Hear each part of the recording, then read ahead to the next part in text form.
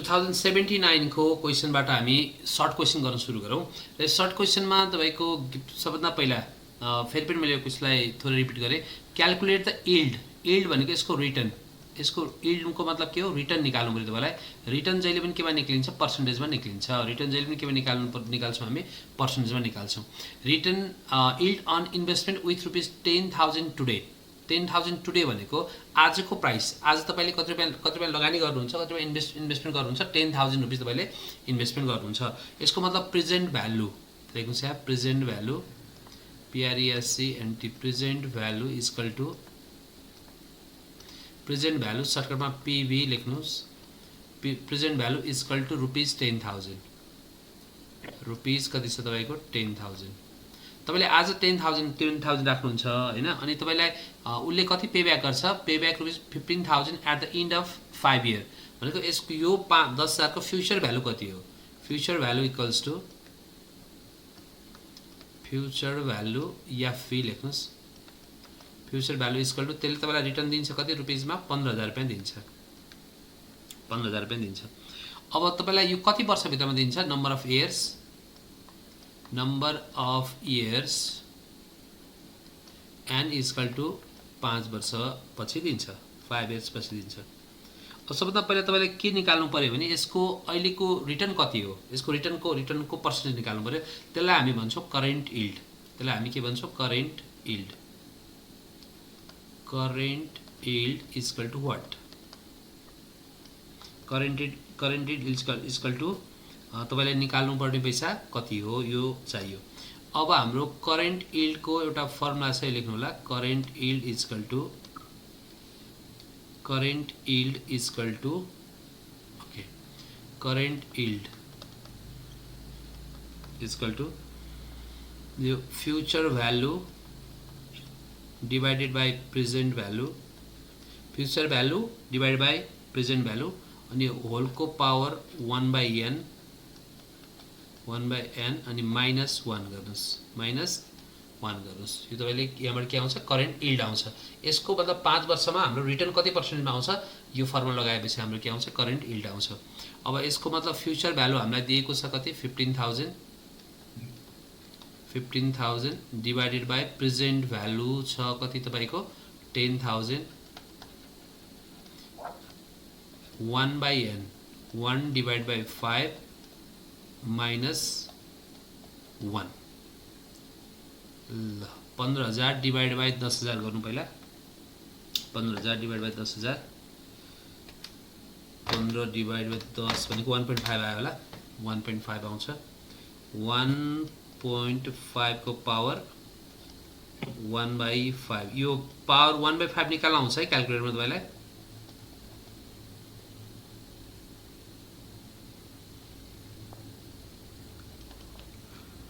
तपाईको क्याल्कुलेटरमा त्यो scientific calculator छ हैन यस्तो वाला त्यहाँबाट निकाल्नु त कति आउँछ 1.5 को पावर 1/5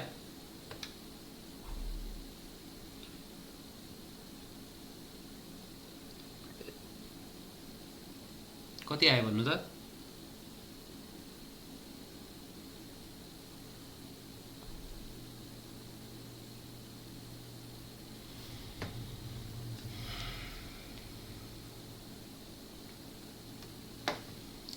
कति आयो 1.08 आउँछ 1.0845 आउँछ होला 1.0845 हो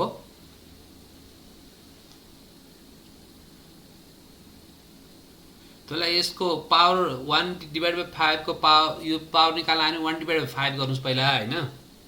1 डिवाइड बाइ 5 भनेको तपाईको कति हुन्छ 0.2 हुन्छ बुझ्नुभयो अनि त्यो 1.5 को पावर 0.2 त निकाल्न आउँछ नि त हैन 1.5 को पावर 0.2 यति आको हो 1.0845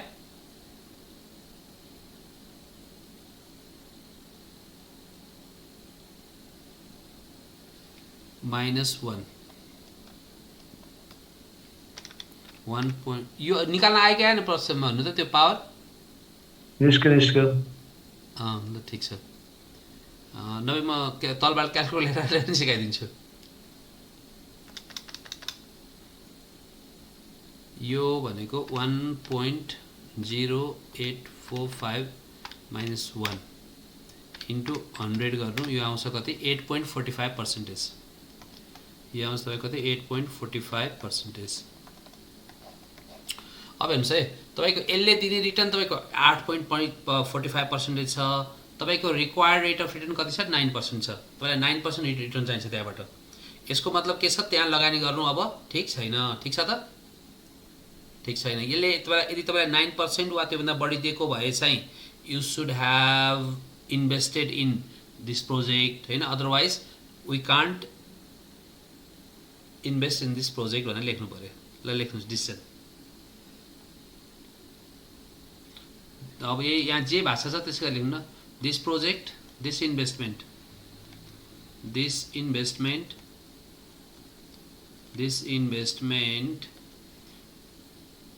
is this investment good भनेको छ this investment is not good यो के छैन गुड छैन because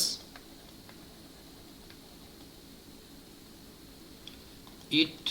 yields अथवा यसले रिटर्न दिन्छ लेस देन के त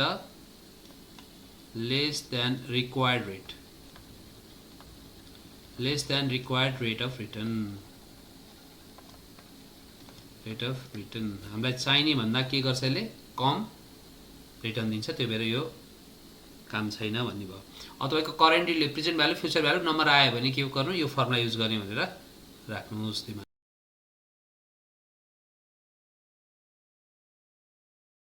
निकाल्नु पर्ने कुराकानी के भयो भन्दाखेरि नम्बर 1 मा हेर्नुस् है त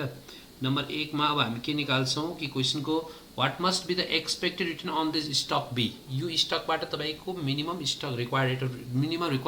मिनिमम तपाईले एक्सपेक्ट गरेको चाहिँ कति हुन्छ भनेपछि पहिला त्यो निकाल्नु पर्यो expected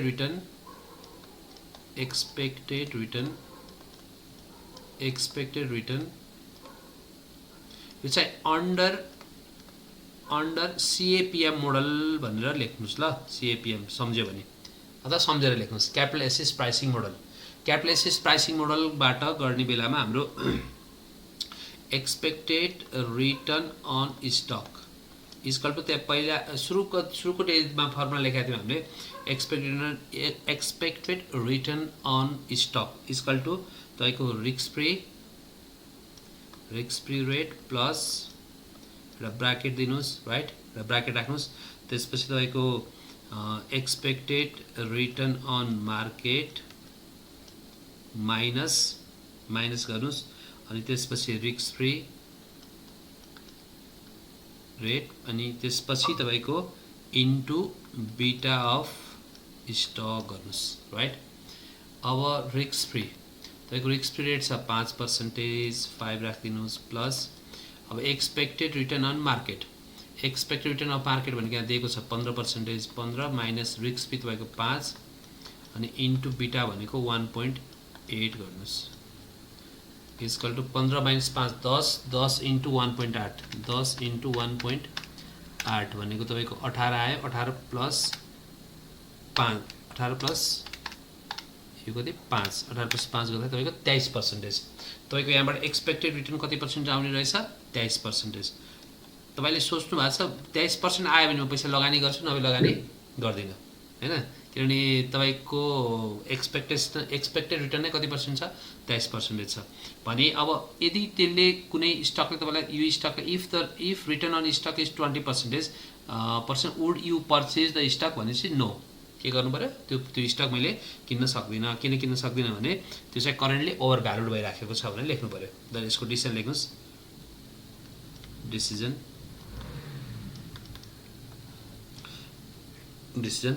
if stock return is 20%, if stock return is 20%, यदि stock को return कति percent छ भने 20% छ भने we should not purchase the stock we should not purchase the stock हामीले त्यो स्टक के गर्नु भएन किन्नु भएन बिकज इट्स रिटर्न इज यसको रिटर्न के छ its return is less then